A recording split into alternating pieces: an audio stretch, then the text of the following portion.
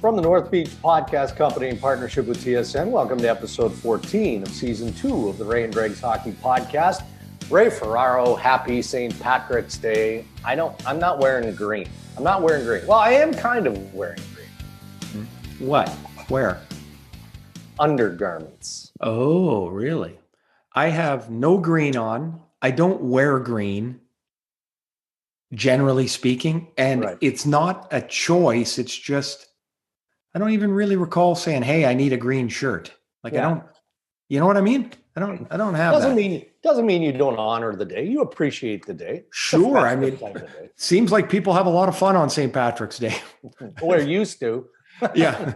Now we're just still sitting at home. Well, although people are able to open up a little bit, so that's probably good news. You know, they can larger group have. What are you? A Jameson's guy, a whiskey guy? Big whiskey guy. I'm more of a Canadian club. Like a pure whiskey.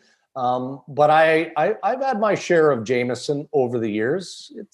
I like the flavor. But as I get older, I get more into the pure whiskeys, right? So because you're more mature. I'm more mature. That's it. Move it along, Dregs. Good week for you, right? For a number of different reasons, but right at the top of the list would be you played your first round of golf, correct? I did. A couple of temp greens because two of the holes sit a little lower, so I think they want to make sure that they don't get too much traction on them. Yeah. But man, it was just fun to walk around and hit the ball. And I hit some really good shots and some really bad shots. A couple where you're like, I don't even know how that ball went over there. But it was, I as you know, as everyone knows, I love playing and can't wait to get out there again. You're always okay with that balance of good and bad in round one, but by round three, if as many bad shots are still in the game, now you're getting a little ornery, right? Well, yesterday was just, I could have hit it anywhere. It wouldn't have mattered. Now, but by the end, I was like, okay, is my alignment right? I'm already starting to think. I've only been on the course for 3 hours. Now I'm like, oh, my alignment, my hands, no wonder you go nuts playing the game.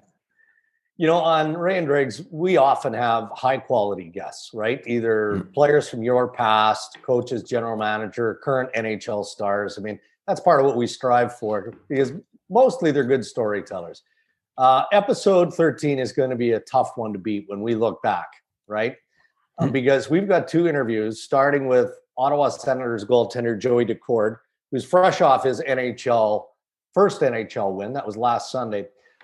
Followed a little bit later in the podcast by Caleb Dahlgren, who is the author of Crossroads and the former assistant captain, of course, of the Humboldt Broncos. And what an articulate and thoughtful young man. So looking forward to that. Yeah, two guys that will, stories completely different, of course, but I think we'll find two guys that are incredibly positive, upbeat, and really so, I know this word gets thrown, but like they're so inspirational in the way that they deliver their message. Looking forward to it. Yeah. Great couple of guests on the podcast. Ray and Dregs, Twitter, social media, fired up on Tuesday. We're recording this on St. Paddy's Day, Wednesday. Hotly divided feedback on the social channels over the hit that Brandon Tanev laid on Jared Tenorti, right? Boston playing the Pittsburgh Penguins. Tenorti obviously awkwardly goes into the boards. He was hurt on the play. I want you to just percolate on that one for a little bit because headlines are juicy in episode 13. Yeah, I like it. As we alluded to in insider trading, and I think it was becoming abundantly obvious that Kevin Adams, the general manager of the Buffalo Sabres, was going to have to do something. And the something that we speculated on, of course, was the firing of Ralph Kruger, made official, and a member of your family promoted. Don Granato is now the interim head coach of the Buffalo Sabres, along with Matt Ellis and Dan Girardi, which is interesting. A couple of ex-NHL players not that far removed from the game. Girardi hired in December on the development side. Matt Ellis was working the taxi squad with Ralph Kruger with the Buffalo Sabres. So first of all, I mean, you can't be surprised that this change is embraced by Adams and the Buffalo Sabres, but is it going to make a difference given what you see on the ice? Well, I think my only surprise was that it had taken this long. That for a while here, the Sabres, they've been floundering around and more importantly, not just losing, but looking like they had become disconnected to the game. Yeah. And, I joke often about my time in Atlanta, but one of the more embarrassing parts was we tried really hard. Yeah. Like we were just no good. And I think in Buffalo, they've lost their way, and it gets to a point where the players are waiting for the coaching change to be made. Like the players know that trades aren't going to happen very easily for a multitude of reasons, but the coach becomes the most obvious place of change. And so as the players are waiting for it, they're becoming more and more disconnected from the game. Mm-hmm. And you can say that might mean they're quitting on the coach. I don't think it's quitting on the coach. What I think it is a waiting for the shoe to drop. And so they make the change, and my brother-in-law Don's going to take over. And a lot of people wouldn't know Don. He's really a coaching lifer. Coached at the U.S. National Development Program. Among his players that he coached to great success in the program were Noah Hannafin and Zach Werenski and of course Austin Matthews, among many, many more. He's a good coach. Donnie would have been an NHL coach years ago. He had won everywhere he'd been. He got sick, and in that time frame, stepped away from the game. He's healthy, and fortunately so. And the players don't change. So now what can a coach do, my brother-in-law or not? Like, what can he do? He can't change the system completely, but you can make some tweaks along the way here. And it's not, look, they're not going to make the playoffs, so they don't have to worry about, are these 2 points tomorrow going to affect us making the playoffs while we make a system change or system tweak? Excuse me. Dom Ducharme and Daryl Sutter came in, and they both didn't touch the system. They made a few tweaks, but it's so hard to change it midstream.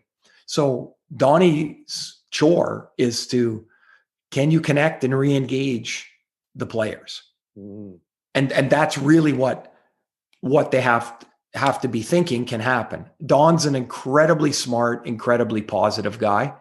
But he's got a backbone to him that might not be apparent when you first talk to him. The Sabres their goal will be to work harder longer, and how he gets them to do that's the challenge. What's the stain left here on Ralph Krueger? Because all kidding aside, his time in the National Hockey League as a head coach has not been good. He was dispatched very early by the Edmonton Oilers, now by the Buffalo Sabres. He is an articulate and great guy to have a hockey conversation with. You've done it. Yep. I've done it.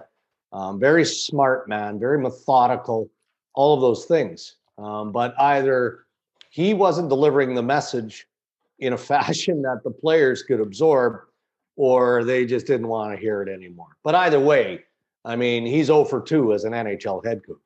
And are you asking, is there another job in the future? No, I don't see it. And I'm with you. Like, Ralph's a wonderful guy to be around. And I think he's a really smart hockey person, but it doesn't seem like the connection, the message, it gets through at this level. Right. And, and you've had, look, there's a whole whack of coaches that whenever any job pops up, there's established coaches, there's new coaches, and getting a third try, I just don't, I'd say, you can get a third try, but you have to have had some success along the way, and he just hasn't had any. Right. All right, let's go to the Pittsburgh-Boston game, because we teed it up on our social media channels. Jared Tenorti taken out by Brandon Tanev. You and I spoke in our prep discussion on Tuesday night about this hit. I mean, Twitter was outraged that there was a major penalty called. The major penalty was reviewed. It was upheld. So along with that comes the game misconduct. And many on Twitter argued that it wasn't a penalty. And I mean, well, wasn't it, Dregs? There was no penalty initially, correct? Right. No penalty initially. Yeah. And then they went and reviewed and stung Tanev with a 5 in a game. Right. So the first clip I saw, I'm like, there's nothing wrong with this hit. Right. Like he didn't jump. He didn't elevate. He hit him with his shoulder in Tenorti's shoulder, and Tenorti's dumping the puck in. But from the angle that Tanev is coming, Tenorti has to be able to see him. Mm-hmm. The longer clip shows that Tanev came over 45 feet to him in full stride to get there. Right. Part of the charging rule, and I put it out on Twitter. I'm like, man, I want to get this. I want to get this right. So I just copy and pasted the Twitter rule, or the rule from the rule book. And it talks about distance traveled and hitting a player with force after distance traveled. Well, right. That's kind of what happened. However, my understanding is they call boarding on the play. So I'm a little bit confused. I'll be honest with you. The distance traveled part to me clearly made that a charging penalty. And the injury made it a 5-minute major. Right. That's the way I see that. Yeah. I can tell you there was confusion from differing departments within the that's not good. That's seldom good. And look, you got to be careful. What do we call them? GIFs or the short videos. Mm-hmm. As you're describing that, I didn't take it to that length. I did not see the expanded version of the play. But when you see that little clip, that GIF, I mean, it looks like a fair game hit. It doesn't look like there is even remotely a minor penalty. But when you expand it and you talk about the charge, well, as you're describing it to me, that makes more sense. And isn't that an example of I don't want to say that social media is misleading, but it can be misleading because most of the hockey people who are commenting and piling on the officials for making the call and upholding the call and all of that probably didn't take it to the length that you did to expand and make sure you understood the whole play. Well, there was so much debate on either side of it, as I was reading, and I'm like, man, I'm just going to go and look at the longer good for hit. You. And as soon as I saw it, I went, oh man, he came from a long way. Yeah. But I guess the bigger picture thing I'm going to take out of this was Sidney Crosby, who I love when Sid speaks because he doesn't really do it very often, but he's thought about this before. For sure. And his statements, they're not emotion filled. They're like really kind of factual, or in his mind, factual things, but really calmly laid out. So he said last night, it would be good to get clarity on what a good hit is or not. It's tough to know what's clean and what's not. That's a problem. If the players are uncertain, then how are they supposed to decide on the way? Oh, this is too far. Oh, this could be charging. Oh, this might be boarding.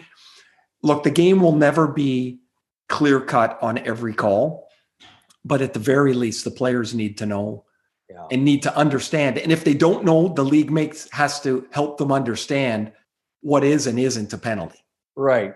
And just again, through my experience, historically, what would happen is Colin Campbell, Mike Murphy, probably Chris King will pick up the phone and call Sid and say, look, we understand your frustration. How many questions do you have? And we'll try at best to answer those questions. Maybe. Okay, but you're going to call Sid. Great. So now Sid understands. What's he going to do with that? But that was the point I'm trying to make is that's great that they have. It drives me crazy when we learn after the fact that George Parros has called Tom Wilson 15 times to try and explain how he was right on the line.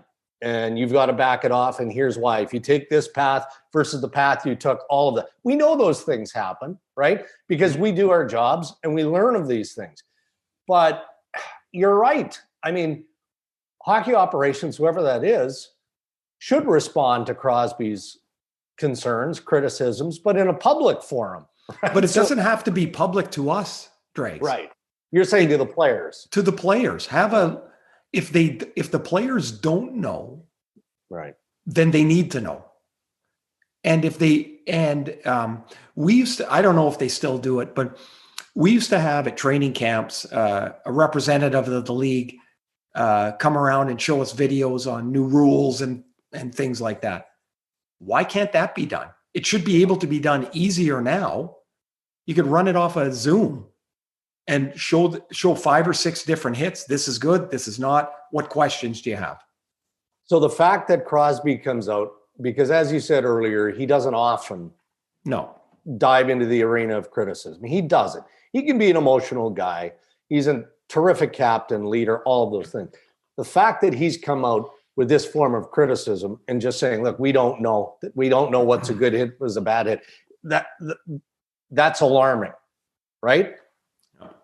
It 100% is. Yeah. It's like, to a certain degree, as you know, I'm a baseball fan. It's like a star player. It's like Mike Trout coming out and saying, it would be nice if we knew what the strike zone was. Like, this is a fundamental part of the game. If you're not clear as the player, we're talking the players. Yeah. If you're not clear what is or is not a penalty, then the league has to do a better job. Even if they think they've done a good enough job, they have to do a better job of getting that message to the players. Dregs, we just talked about Ralph Kruger. He could have a million great ideas in his head. If he can't get those 18 guys sitting in front of him to understand, then he's got to come up with a new way. And I think just by Sid's quote, I think they've got to clarify what their focus is at the league, what rules they're trying to enforce. They don't know what's a clean hit by his comments. Well, then show them. You got video of every game. Show them some clean hits. There is going to be hits that don't look right, that people are going to get hurt because the game is the game and it's unfortunate, but they can still be a good hit. It doesn't mean take all the hitting out of the game. It means clarify so they understand. All right. Busy show. So we're going to wrap up headlines with some real tough news for the New York Islanders. Winning streak ends, but man, what a run for Barry Trotz and this team. And, you know, we certainly have not heard the last in terms of the contending status of the New York Islanders moving forward. Lou Lamoriello announcing that his captain, Anders Lee, is done for the season. A huge blow. You look at it positively. Now Lou has some cap space to work with.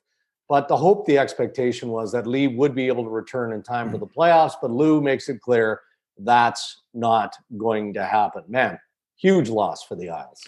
It is. I mean, that, that opens up a bunch of questions. Lee plays on the left side with Matt Barzal on the Islanders' top line. He's a terrific net front guy. He's a monster, and he's got really soft hands on that power play. He's very effective there. So now the money becomes available. Do you try and find a player like him, or do you try and address two needs? Like it's going to be interesting because there's not much time left here. And I guess if there's anything to it, it's that the Lee injury happened before the deadline and not after. But they do, that cap space, I can't imagine is going to go unused. No, that's not Lou's style. He'll find and that's too good a team. Too good a team. You're right. No different than Kyle Dubas acknowledging wanting to bolster, the lineup in Toronto to reward the players, the staff. Yeah. Lou Lamoriello will feel the same way about Barry Trotz and the New York Islanders. All right, that wraps up headlines. Our interview today with Ottawa Senators goaltender Joey Daccord is brought to you by our friends at coolbet.co. Check out all the latest odds, play fun sports and top casino games for free at coolbet.co. You must be 19, and Coolbet reminds you, stay cool, always bet responsibly.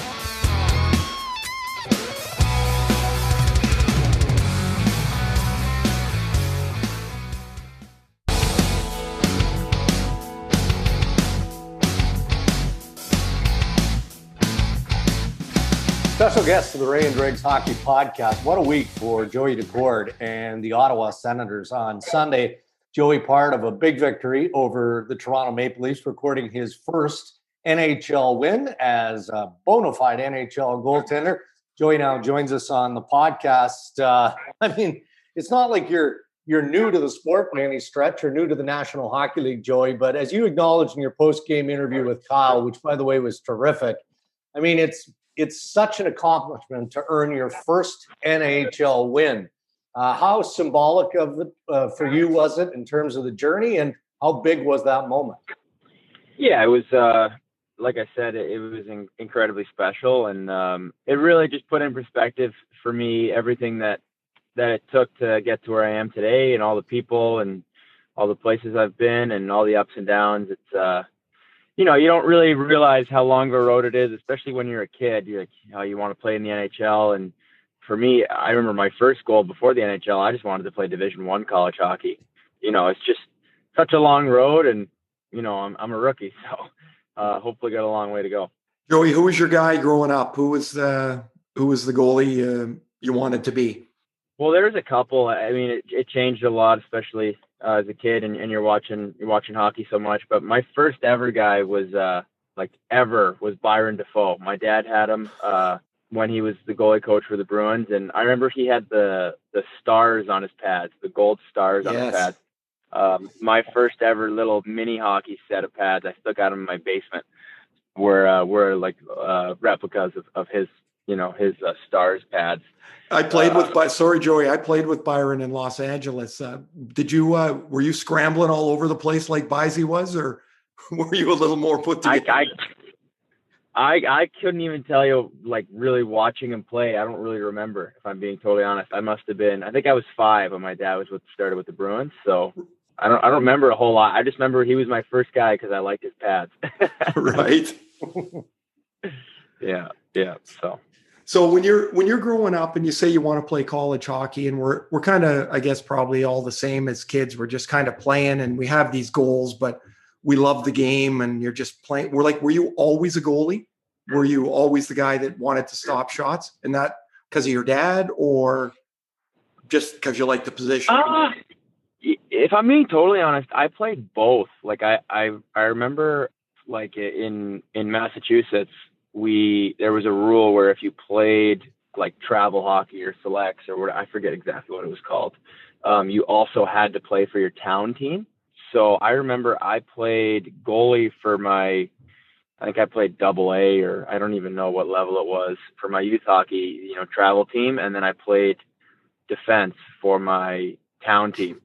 And there were serious, moments where I was like, you know what, I kind of like skating out better than I do playing goalie. And I remember, I think maybe a year or two before high school, so I was probably 12 or 13. I remember there was a serious point where it was decision time, right? When you start getting into that age where you kind of got to make a call.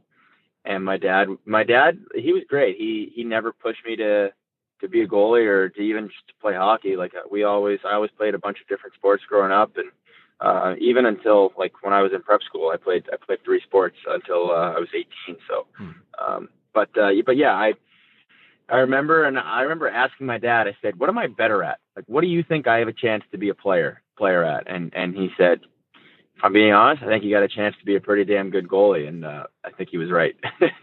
That's good. What was his advice like? Like, what style was it? For people that don't know, your dad, Brian, is a goalie consultant with Arizona. He's been with Boston and Toronto. He's got a huge goaltending company as well. What kind of advice was he giving you as dad to son, as opposed to every little detailed nuance of the position? It's always difficult when you think of like father son, in a working relationship type of way, right? Like with hockey, like you hear a lot of stories of parents and their kids not meshing well together when it comes to stuff like that.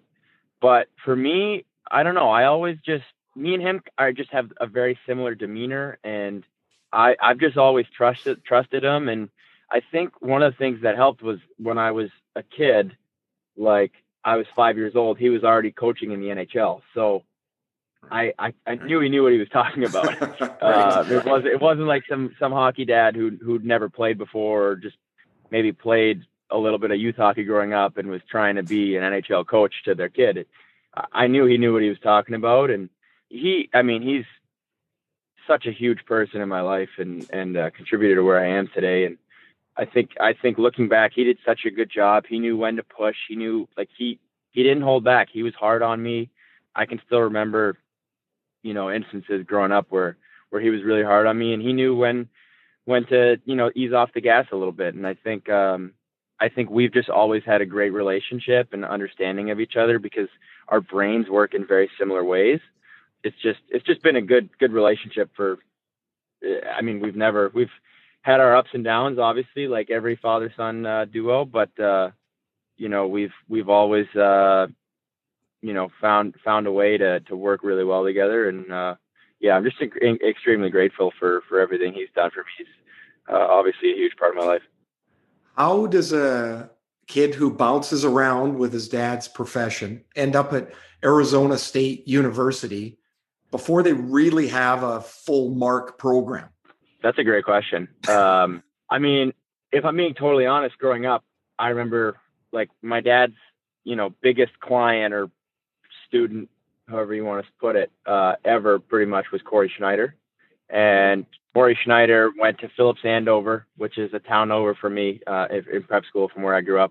Then he went to Boston College, got drafted in the first round, signed and obviously has had a great career. I wanted to be like Corey. I wanted to go to Phillips Andover, and then I wanted to go to Boston College, and I was dead set on going to Boston College. And it's funny, when I went on my visit, to Arizona State, I almost didn't even give it a chance because I was so dead set on going to a school in New England.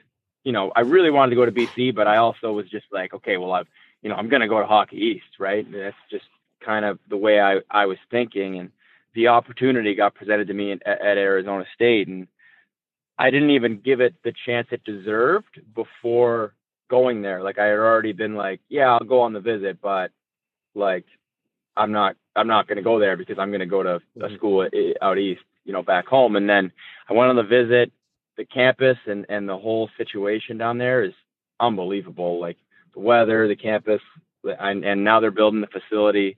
It's really a world-class setup. And me and Coach Powers down there, we bonded pretty quickly. And he was like, hey, if you come here, you're going to get the chance to build this program from the ground up and really be the backbone of this program. And he was true to his word. I remember he told me on my visit, he's like, hey, we want you to be pushing for the Hobey Baker. And in my junior year, I was one of the candidates for Hobey Baker. So, it was pretty cool. When I look back, I don't think I understood how much of a risk and how much of a leap of faith it was. Couldn't have worked out any better. Joey, talk about that final year at Arizona State. I mean, you mentioned that you were a finalist for the Hobey Baker. You were a finalist for the Mike Richter Award as well. 7 shutouts in that final season with Arizona State. I mean, at that point, did you recognize that, look, I've got a legit chance of being an NHL goalie? If I'm being totally honest, like, when you're playing and you're growing up and you just keep moving up levels, right? Like, you go from youth hockey, then you go to high school, prep school, junior, college. Like, you never really think you're not going to do it, right? Like, you're almost naive in the sense that you're like, well, yeah, like, I'm playing high school. Okay. Like, I got drafted to the USHL. Okay. Like, I'm committed to college. So now it's like, okay, well, I go to the USHL, get drafted to the NHL. Then it's like, yeah, that's just what happens. Like, and you don't really process how hard it is to graduate from each step to the next. Just because it kind of happens so smoothly and without even really realizing how difficult it is to continue to moving up levels and how smaller and smaller the pool of players gets as you go up each level. And for me, I don't think I really realized it until last year when I was in the American League. I was like, wow, like, this has been hard. Like, every year you're going up and you're getting, you look at that pyramid, right, where it's like everyone starts at the bottom, and then every year you get older, the pyramid gets smaller and smaller towards reaching the pinnacle. And to now be here, it's, you realize like all the kids you grew up playing with, and even like, you know, after I won my first NHL game the other night, just the texts and the messages from all the people I've played with, and most of them haven't been playing hockey for years. It's pretty incredible when you put it in perspective that way. You finally get out of the rink on Sunday. You've got the win. You get the call home finally, I assume. What was that call like? Yeah, it was special. Really special moment. We couldn't stop laughing. It was my brother. My brother Alex. He plays college hockey up at St. Anselm's College in New Hampshire, and I don't know why he was home that night, because usually he'll go home if I'm playing to watch the game at home with my parents, but like I wasn't supposed to play, so he was home. I remember I got on the phone and after the game got in my car, hopped on the phone with them, and we were just laughing. We were just like, what is going on?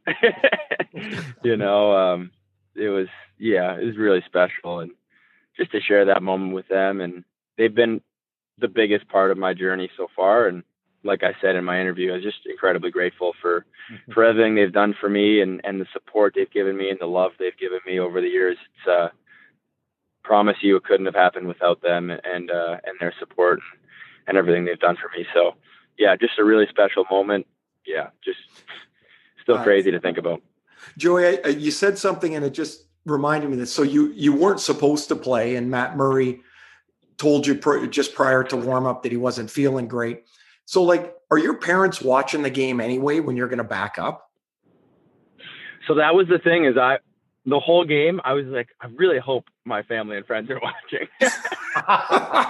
Yeah, seriously, because like my friends are great. They watch every time I play, and I know like maybe they're not watching like my friends, maybe they're not watching if I'm not playing, but they're keeping an eye on the Twitter and just, you know, checking the score, see if I'm going in type thing. But my parents, since I've, you know, been called up this year, they've been pretty good about, they watch most of the games, at least if not check in. And my dad said they had the game on like right at 7, and it was, I forget who was doing the game or whatever, but the announcers were basically like, hey, there was drama on warm-ups or something along those lines. And my dad said before they even showed or said what happened, he was like, Joey's playing. Like he just had a feeling that something was going on and that I was going to play. And next thing you know, I'm coming out, leading the boys out of the tunnel and starting the game. And you know, him and I always talk about opportunity, timing, and luck, and just being ready, because you never know when that opportunity is going to come. And yeah, that's why, like he said, he was confident and he knew I'd be ready to go. So, yeah. Goaltenders, as you know, can be a little quirky. I'm sure that Ray played with many of those types as many in the NHL. Yet I know you're a very popular teammate. You seem to have this pretty cool, if not calm, demeanor. You know, where does that come from? Your mom, your dad, your family in general? I don't know. I think that's something that I've just developed on the ice over time by kind of choosing the type of goalie I wanted to be based on my style of play and the type of demeanor that I feel like is the most productive to help our team win. And I feel like if I can have kind of that calm confidence and a little bit of swagger that's confident and just on the edge of cocky, right? Like that self-belief, I think, is key, especially in a goalie, because there's some nights where you have to convince yourself to have confidence. You have to manufacture your own confidence where maybe you're not feeling your best or whatever it may be. And for me, like, I just think the most beneficial way for me to play is to have that calm confidence and a little bit of jam, a little bit of pop to my game where I'm in control, but I'm still, I got that pop. I got a little bit of jam. I got a little bit of mojo. And that's kind of the way I like to play. I don't know if it necessarily came from anybody or anything. It's just kind of modeling my game to how I felt would be the most beneficial for me to play well. It's interesting you say that, Joey, because, as players, like we look back at the goalie, and if the goalie feels it, then we feel it. And if we can see, oh man, the goalie's he's having one of those days, man, it does not make us very comfortable. sitting over on the bench. You're like, damn, I hope you got it tonight. And so is that kind of the projection you have? Like, even if you don't know it, is that kind of what you look at? Absolutely. Yeah, absolutely. And when I play, like, I'm going to try to do everything I can to give the boys confidence in me, because if their trust is in me and they feel like they can play their game and not have to worry about me, everyone else is going to play better. And I'm a big believer in earning your own confidence. Like, your confidence comes a lot from your mental game and your self-talk and being positive and all the mental side of it. But I think you're earning your own confidence comes from your preparation, your practice, your habits, your daily habits, your work ethic. And for me, like, I'm a big believer that if I put the work in, mental preparation, video preparation, pre-scouting, practice the day before, like, if I put the work in, that I've earned my own confidence. And it's something that I learned. I remember I watched a Kobe Bryant interview and he talked about it. He's like, hey, like, I was never nervous for games because I was so confident in my preparation that I did everything that I possibly could to play well that night, that there was nothing to be nervous for, right? Like, it's like for a test. If you've done everything you've possibly could have to prepare for an exam, like, you might have a tiny bit of butterflies, but hey, like, you're going to know the answer to most of the questions.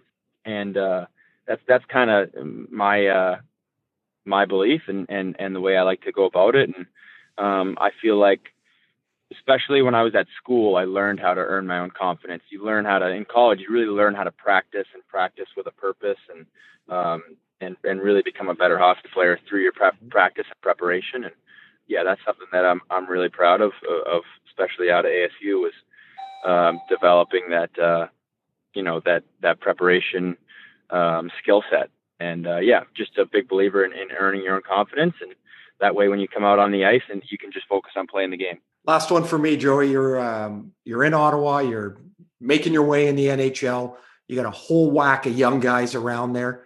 I assume it's pretty fun to go to the rink. It can't be too much different than an extension of a college program with so many guys. I mean, you're almost at the midpoint of age-wise. There's so many young guys on that team. I know. I feel old. No, not at all. A handful of games. Not at all, but it's got to be fun, right? Oh, we have a great time here. And there's so much talent and so much skill. Like, I can't wait for even just, I think it's coming in the next year or two where you're going to see these guys that are already showing flashes. Like, it's just next level talent and skill. And, I would say the best part of all these guys, your Norris and Batherson and Stutzel and all these guys, they're just awesome people. Like, so much fun to hang out with and hang around with. It really helps with the camaraderie, especially in the grind of a season. Like, I know this is a shortened season, but we're playing every other day. To come to the rink and be around such awesome people and great guys, it really makes it that much more enjoyable and more fun and makes you want to work hard and grow together. And, I think it's only great things to come here in the future for the Ottawa Senators. We'd agree with that. Joey, we love your attitude. It's been a busy week, yet you take some time out of your schedule here to join us on the podcast. We appreciate that. All the best to you, and keep it rolling. Great. Thanks so much, guys. You get the sense, Ray, that's not the first interview that Joey Daccord has done. This kid just gets it, right? It's early in his NHL career. He's still living off the, the adrenaline of his first NHL win. But how many interviews have we done where we had a player, or anyone for that matter, repeatedly say, well, if I'm speaking honestly, or if I can be honest, he's just a great kid, isn't he? You just get a good sense of character from Joey Daccord. It will be impossible for me to not root for him. Yeah. Like, I know he's a battler in the net, and so I like that always too. But his interview he did with Kyle Bukauskas after the game Sunday is what triggered us to say, hey, we got to see if Joey will come on with us. And then just listening to him and talking about his journey and going to ASU and saying, I didn't even really realize the risk that I was taking there. like he was just playing. Wow. But Dregs, he said something in the interview that I have never thought of. And I just thought it was amazing. When we talked about him making the NHL and his dream, and he said, as you're going along and you're playing bantam and junior and college, and you never not think you're going to make it, but you don't even realize that the pyramid is getting steeper. The players you're playing against are better and better because they're just the guys you're playing against.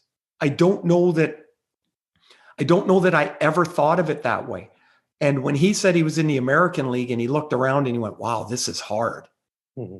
Like, I was 6 years old. I wrote in my little scrapbook my parents kept, I'm going to be an NHL player. Dregs, I never thought of doing anything else in my life. And then I was there. Wow. And I'm sure Joey has been much the same way. But you don't realize all these hurdles that you're stepping over on the way, like how hard it is. You're just doing what you love and you're just doing your thing. And so I just thought that was an amazing part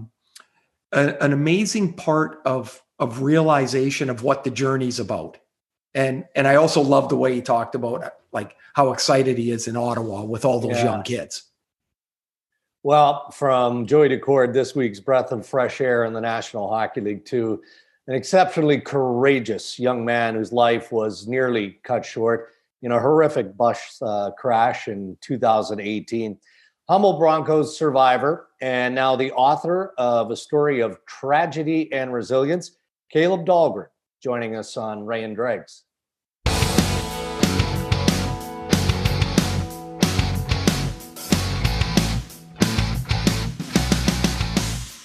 Well, Caleb, welcome to the Ray and Dregs podcast. Obviously, with help from our friends, your friends at HarperCollins, you've released the book Crossroads. For those who follow us on our YouTube channel, there it is. It's a wonderfully inspiring read, no question about that. It's a tell-all, and I can only assume that so much time, tears invested in this. So it must be a great relief for you that the book is finally out. Yeah, no, it's super exciting for sure. It is. It felt like yesterday, or it's Monday night. It felt like it was a game night, and I had to prepare and get ready for it. I had like the little jitters. I was excited for it, and so now that the day has passed, and it's a lot. It was a lot to take in, but it was super. It was a once in a lifetime opportunity. I'll remember it forever, and it was super cool. But like you said, all the hard work that went into it, being vulnerable, being open, the emotional roller coaster that I did bring, and also the healing that I brought too. It came full circle, and it was really nice to finally have it out there for the world to see.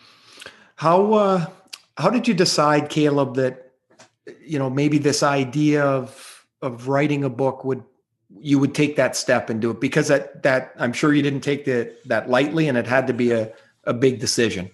It was a massive decision, and for me, it was hard because there's so many different obstacles. First thing, I was in 5 courses at York University, and I was a student athlete with the team. So as a student athlete and in 5 courses, that's a lot on your schedule in the first place. But there's also the part with the Bronco families too. I really want to respect them and their healing journey, their healing process too. And then also for me, what was going to be best for my healing process? Was this going to be a good thing, or was this going to be a hurtful thing? Was this going to help, or what was going to happen for me? And so at the time, it was hard. I did lots of speaking engagements, and lots of people were saying I should write a book. And I was like, no, I don't really want to write a book. I don't think I'm capable of it. I'm 23 years old. Like, what can I say in a book? They really said my story before the crash really was the impactful part about it too. It wasn't just the crash. It was my story before. And so I've dealt with lots of situations in my life where I have been tested mentally, emotionally, and physically. And so I thought, you know what, maybe I talked to my agent about it. He was like, yeah, like you can if you want. He's like, it's up to you. And I was like, well, I don't really want to, but we'll see. So I guess opportunity kind of presented itself, and I ended up talking to quite a few people, and one was Haley Wickenheiser, and I just asked her, like, do you think this could have an impact? And she said, yeah, for sure, 100% it can. And so that was like the thing with me is I wanted to write if I was helping others. So I'm donating a portion of the proceeds to Stars Our Ambulance. They help save lives on April 6th, and they save lives every day too. And also hopefully creating some conversations. So the idea for the book was definitely difficult, and the whole decision was hard too. But I'm happy with how it turned out, and it definitely helped me in the healing process throughout everything, throughout all the situations I had in my life leading up to today. So how did it help you? Was it that you had you had a way to talk about it. Was that it? Yeah, it was like I was able to express my thoughts and feelings and on paper so that everybody could hear it and see it, because I felt like I was misunderstood a bit about some things. And I also thought like I wanted to honor those 16 who aren't here, and I didn't know how to do it big, because I wanted to live life big. I didn't know what was going to be something big that could always be there. And this kind of came into the picture. I was like, oh, this could be great for me to honor those 16. So I have a tribute chapter, chapter 16 in the book, and it was by far the hardest. And that was the emotional pain that I had to deal with, was like going back through and hitting all the hard parts of my life, but then also to like reflect and really be in that moment and bring out those details of my thoughts and feelings at that time. And so it was definitely hard, like right after crash, trying to remember how I was dealing with the ones that finding out the ones that aren't here anymore. And then also to write chapter 16, where I do kind of describe what they left on me and their impact. And so it's so hard to do that. But I think those were some wounds that were still open, but I was able to close those wounds and have them heal. Like I write in the book how scars are with you forever, but they heal. And that was with me too. I had open wounds, but the scars started to heal. And I am healed now from those things. Caleb, talk a little bit more about chapter 16. All right. I mean, how difficult that had to have been. As you've described, it's a big part of your healing process. But to write about the 16 beautiful people who lost their lives, and then to have to go through that process again, and know that their families are going to read Crossroads and to some degree go through it again. How difficult was that for you? It must have been excruciating. Yeah, it was absolutely, yeah. It was, I probably spent, I don't even know how many hours, like, I don't want to give a number because it was ridiculous how much time and effort I put into that one. But that was the hardest chapter, and I wanted it to be the best chapter in the book too. And I actually sent the families all their parts, all the deceased families. I sent all their parts of their children in there, just because, like the angel families, I guess. And so I really wanted them to be okay with what I was going to say about their child in there. And so they all approved it, and they said it's amazing. They're really happy that I wanted to honor those people. And they're part of my family, and they were my family, and they still are my family today. And so it's really nice to have that support of them and to say it's okay if I can do that. So that was definitely something that I wanted to make sure was respectful of them and their person that they lost in their life. Now, immediately after the crash, you're in a hospital bed. You've got serious injury. How soon do you know it's as bad as it is? And how soon do you know that not just across Canada, but really virtually the world, people are talking about this crash and about those that have passed and those that have survived? Like, how quickly does that sort of come to your conscious thought? I'd say there's probably 3 different circumstances where it really hit me. So the first time was being told about it, that there's 16 that passed away. And it was like, I don't remember the first 4 days after the crash. And then the 5th day, I remember only like a portion of that day. And it was when I got told, when I actually woke up from, I was in post-traumatic amnesia, it's called, where I was still like talking to people and still conversing, but I don't remember that at all. It was completely wiped from my mind. And so when I woke up, I was told about this, and they were crying about Dana, and they said, yeah, Dana passed away. I was like, what? And then the bus crash and all this, I had no clue about it. And so then quickly I had to go to physio. So I really didn't grapple that whole situation. I didn't even know about my injuries either when I went to physio. It was my first physio session, and I was like, I don't even know what I'm doing down here, what I'm injured with, but I'm here, and let's do the exercises. But as I came back to my bed after physio, I still was jam-packed with people, And at the time I first got told, I looked at social media because I still didn't believe it. And I saw it, and that was like prayers for Humboldt strong. And there's tweets, there's people putting their sticks out. My whole Instagram and Twitter feed was just full.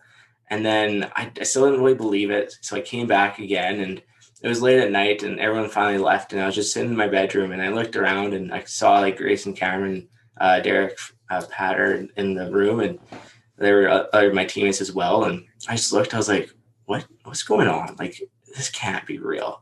And it was hard for me to accept it. I was in the denial stage for a while. And then finally I accepted it that night. I went to text my roommate, Stephen Wack. And as I had the text all typed in, I was going to hit send. And I thought, well, he's not going to receive this.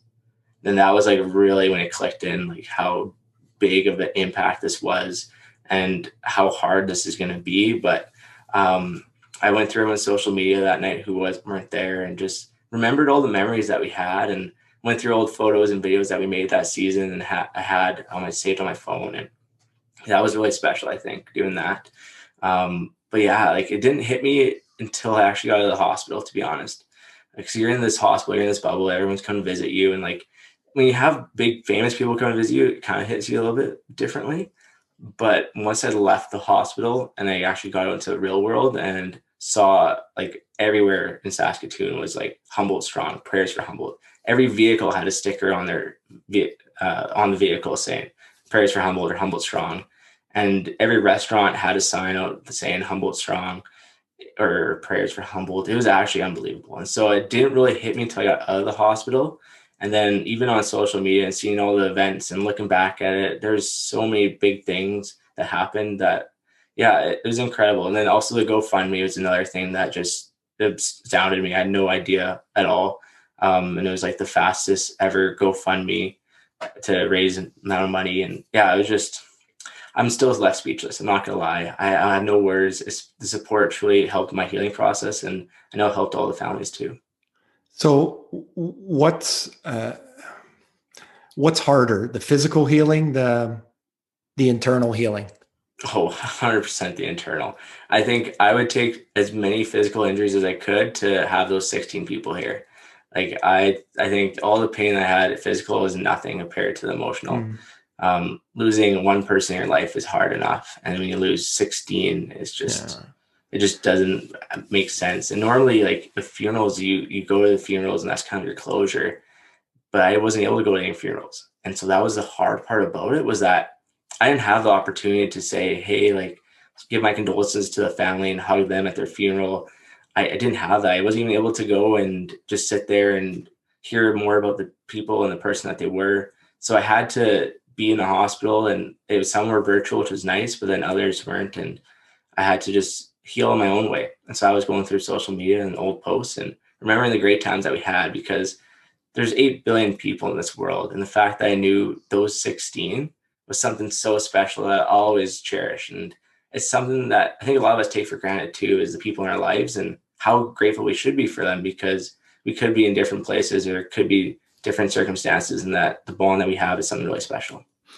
You know, Caleb, we had heard and read and saw so much about how close that team was, like how close you guys became, and from the coach and like the coaching staff to everybody that helped. And then when TSN came there to broadcast the game, to see what you kids meant to that town. Did you know that before, or was that something that you understood when that event happened? Because we were, I'll say, taken aback, but it was really something to see how much your team meant to the community. Yeah, we definitely knew we were something special in the town for sure. And the community rallied around us for many years before this ever happened. And the program was started by a community too. And so the fact that I knew we were heavily involved in the community, and I knew they loved us, and it didn't surprise me at all, the support at all. I think Humboldt lives and breathes hockey, and everybody knows about the Broncos in that town for sure, and our city. And yeah, we knew about the support beforehand, and it didn't surprise me at all afterhand. And I just hope that they're healing well too. And I think to see us survivors thriving and doing well, it definitely helps the community too. And they've been the number one supporters, and I'm super grateful to be a Bronco. So again, Caleb, I'm going to hold the book Crossroads up, and for our people on the YouTube watching us on the YouTube channel, there's a couple of things. Number one, Wayne Gretzky says, quote, "Crossroads will change your life for the better," at the top of the cover, the jacket of Crossroads. Well, as Ray and I have acknowledged prior to, I mean, you see the cover, you see the photo, you see you literally standing in this picture at the Crossroads, and it almost takes your breath away. So describe what it felt like to be standing at the Crossroads, and the fact that, I mean, there was a process that went into taking that photo, correct? Yeah, for sure. Yeah. So I was fortunate enough to be in connection with the Nipawin RCMP to close down the intersection so I could take this photo. And we did it for one photo shoot. And at that photo shoot, we didn't actually get the right picture. And so we had to go back again a second time. It was hard. I think it brings back so many different emotions. The fact that I don't remember the crash probably definitely helped me, though. I don't remember how I was on the scene or anything like that.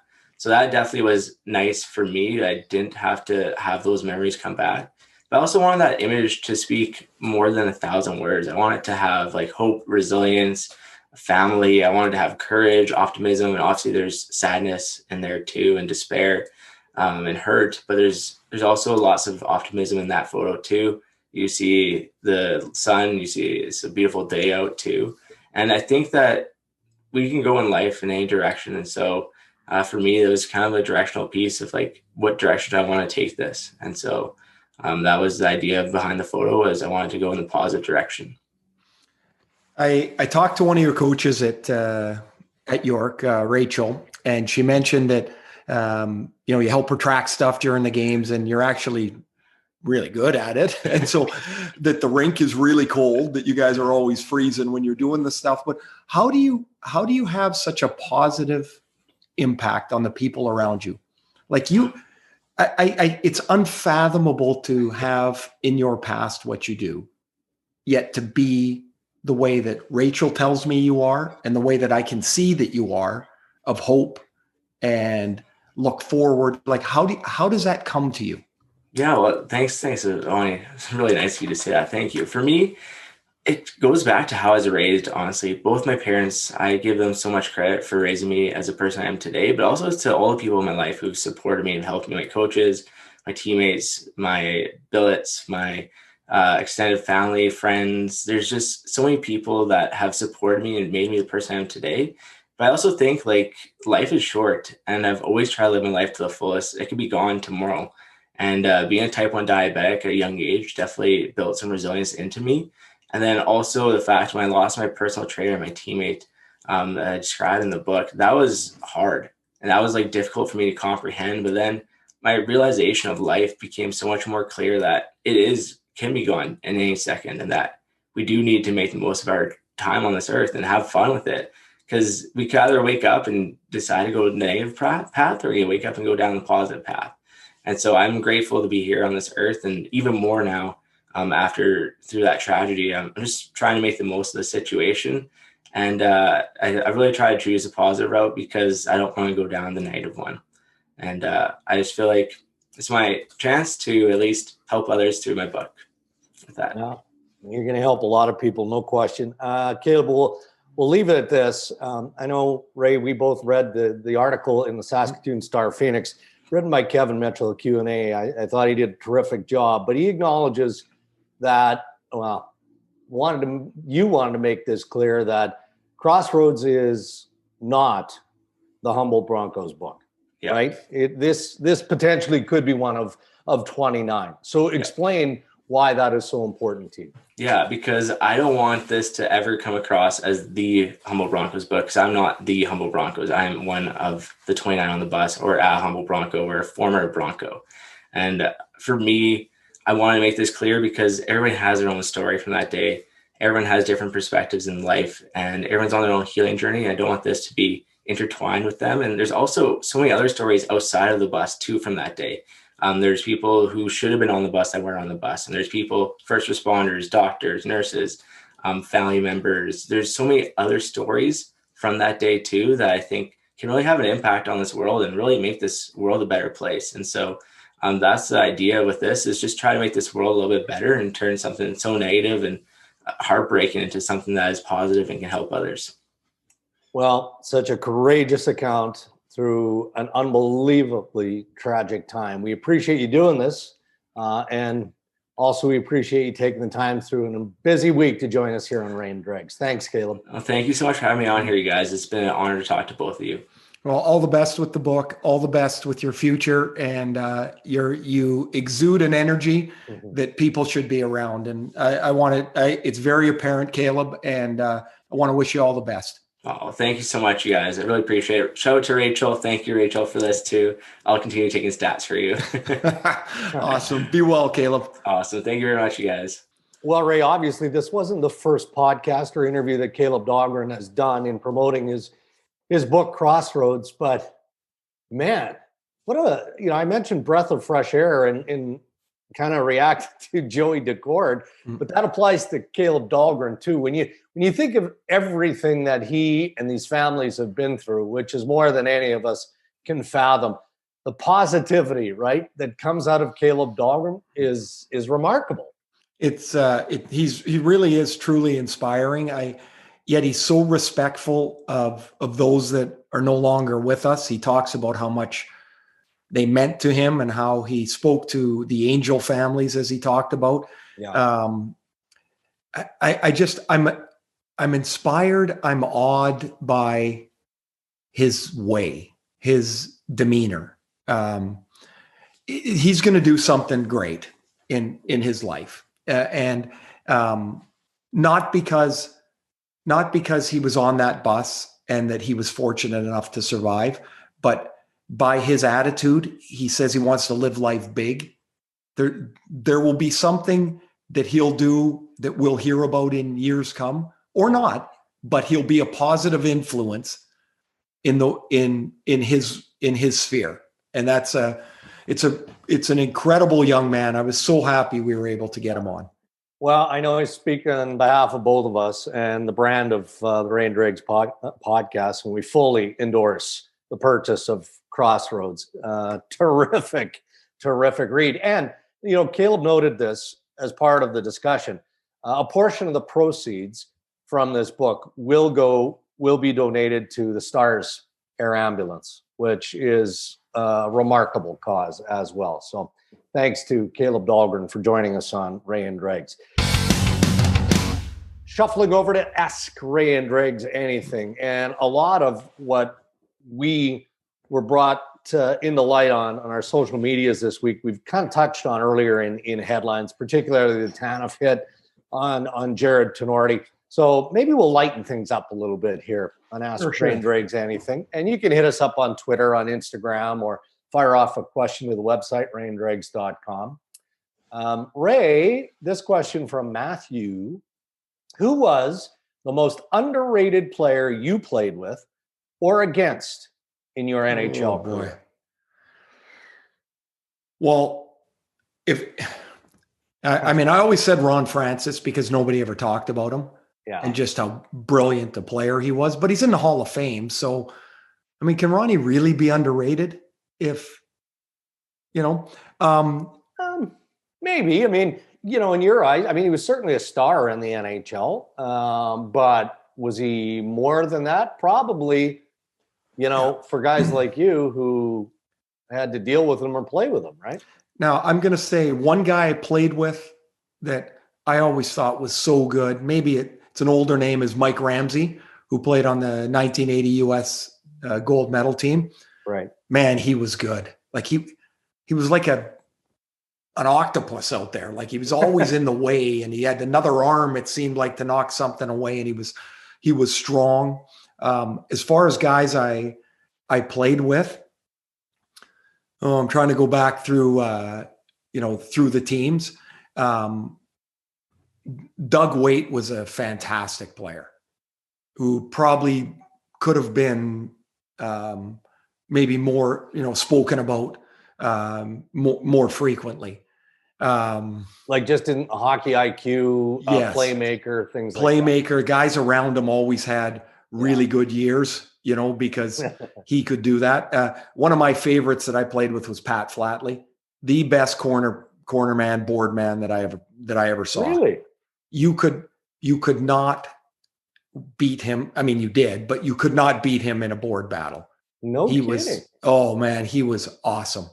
And on St. Patrick's Day, as we're taping this, a grumpy Irishman with a grumpy Italian on the same line. We would argue on the bench, and the third member of our line was Benoit Hogue, just an awesome guy. And Benny would go, "Would you guys just shut up? Please shut up." Oh, I just love playing with those guys. Flats. What would you argue terrific. about? Like, because he didn't get the puck out or a botch scoring play. Yes, like Flats would tell me about, put the puck on my stick. I was open. And I would yell, well, if you could keep up, I would know where your stick, so like we'd be going like this and it would just dissipate into thin air. Like it didn't go anywhere. It was just frustration. Right. But man, we used to laugh about that. So we haven't had a former teammate on for a while. And those are always great episodes because of the stories that we got to get Flats on. Flats would be amazing to get on. All right. We got it. I'll leave that with you because you're good at arranging those things. So Pat Flatley coming to Ray and Dregs. He just doesn't know it yet. He just doesn't know it yet. CJW wants to know what is going on with Edmonton. Wondering if they're deep enough to win a playoff round. Well, first they got to get into the playoffs and it's top four. Can they even make the playoffs? He goes on to say with that team. In my opinion, this is CJW's opinion, too top heavy, lacking depth up front. Though we can see them being in on Matthias Ekholm or David Savard to help shore up their defense. He's wondering, are the quarantine rules going to hurt them? And is this team good enough, deep enough to win a playoff round and perhaps go deeper? Well, 15-6 in their last 21 games, totally smothered by Toronto for 3. Then they seem to beat pretty much everybody else. Like, can they go deep? No, they're not deep enough. He's right. I mean, his assessment of the team, the Oilers know it too. The problem is for them, and as far as making moves, is they have no cap room. Until they run off the $25 million or so that's going to come off the cap this summer. Yeah. They're the kind of the team you see is the team you get. I mean, would they like Matthias Ekholm? Absolutely. How are they going to fit him in? No. How are they going to do it? It's not going to happen. All right. I think we leave it there. An abbreviated version of Ask Ray and Dregs Anything. Perhaps in episode 14, we'll dive a little bit deeper. We haven't done that in a while, right? We did a mid-season review, which was great. Here in episode 13, we had 2 wonderful guests. So maybe moving forward, we'll commit a bigger chunk. Yeah, I think we need to do that, Dregs. I agree with you. What's your week like? I mean, man, you've been busy. Poor Kevin Sawyer is under the weather. So when one of our analysts is under the weather in a virtual world, that means Ray Ferraro is more busy. So you're taking on more of the load with the Winnipeg Jets analysis. Yeah, I get called on Monday afternoon. Kevin had lost his voice, and hey, can you do the game today? And I was like, yeah, sure. Well, I had to scramble around, had some loose parts at home here, and Cammy and my older son had gone skiing for the day, and so I had my younger son, and I'm like, well, what am I going to do with him? But so we figured that out, and I went and did the game, and Kevin's not quite right today, so I'm going to do Wednesday. So I'm going to do Montreal and Winnipeg again today. Then I've got studio stuff for the Jets and Montreal. I don't even know. The Jets are playing tomorrow. I don't know who it's against. It might be against Edmonton tomorrow. And so I've got studio on that, which is from my office, even though you don't consider it an office. No desk. No desk. What do you got going? Are you squeezing no golf? You're not squeezing in any golf? Friday. And although it looks like we're getting one of those West Coast week-long deluges starting Friday. No good. Not a ton. I mean, I've got the usual insider trading, things like that. I'm going to share a funny story with you. I think it's funny. Well, so you be the judge of how funny. Sure. Okay. Yeah. Part of my responsibilities in this, well, I was going to say pandemic, but I think normally part of my household chore responsibility is laundry. And I don't mind doing laundry. Laundry is one of those mindless sort of chores, right? You put the laundry in, you let the machine do the work, then you put the laundry into the dryer. I mean, the sorting. I mean, I get all. Oh, I like it. I like it. Well, and doesn't it? It's fulfilling, right? Because the work gets done. You fold the clothes. I put them on the hampers, and then I deliver them to wherever they need to be. What's different about this, and this is where I think the funny part comes in. It's not throat punch worthy. We're not doing that this week, but it's worth acknowledgement. So I've got my 22-year-old daughter, Katie, living with us. Okay. My 19-year-old son, Mason, of course. They're homeschooling in the pandemic. So I'm doing all of their laundry.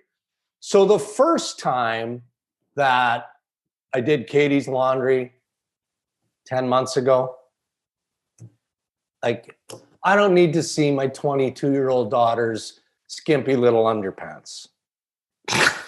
I'm sure she's thrilled that you're talking about this. I cleared it with her. I said, look, I'm apologizing to you only kind of, sort of, because I'm fed up with it. So now we're into probably the 20th time, right? So the 20th time would have been yesterday, being Tuesday, and I'm going through laundry, and there they are again. And I'm like, okay, as a dad, there's not enough material here. You need to buy more coverage, please. Or better yet, do your own freaking laundry. Well, I was just going to ask you, at what point does having your own laundry basket, putting your own laundry in, pushing the buttons, like at some point, no?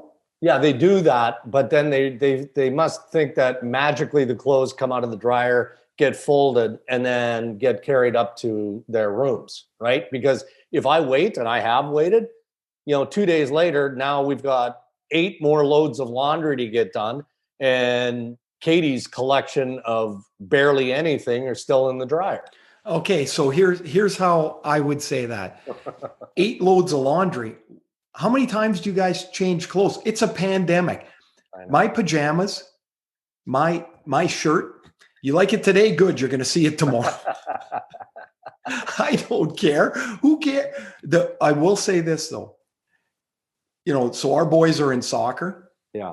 They come back, they play soccer, of course, in anything, in the rain, whatever, it doesn't matter. They come in, their stuff is soaked, and they just drop it right inside the back door. Which is okay, isn't it? Well, or walk 3 steps and put it in the washing machine. We're not quite there yet.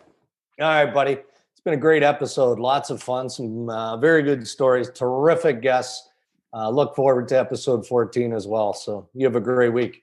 Yeah, you too. And thanks again to Joey Daccord and Caleb Dahlgren. That was outstanding today. It was. And a huge shout out to our partners who make the podcast possible. That's coolbet.co, the free-to-play sports and casino games website, and our new friends at OK Tire. It's going to be okay. You can check out OK Tire at oktire.com. And Ray, a special welcome to the Ray and Dregs podcast family, and that is Yamaha. I know that I'm looking forward to going to Deerhurst here in Ontario. It's a resort not far away. They've got an adventure center. I'm diving onto the side-by-sides, the ATVs. The snow has melted pretty much, so I don't think I'm getting on the snow machines. But that adventure center, the Dreger boys are coming. Yamaha needs to be ready. So I'm looking forward to it. Awesome. Yamaha. Welcome, and beware of the draggers. Yeah. So every week we're going to get you to say this. Are you ready? Yamaha is a tagline, okay? So I'm going to say it, and then you're going to say it. You ready? I don't know what I'm agreeing to. No, you're fine. You'll be fine. Yamaha revs your heart. Yamaha revs your heart. There you go. Thanks, buddy. Have a great week and look forward to episode 14. Be well, everybody.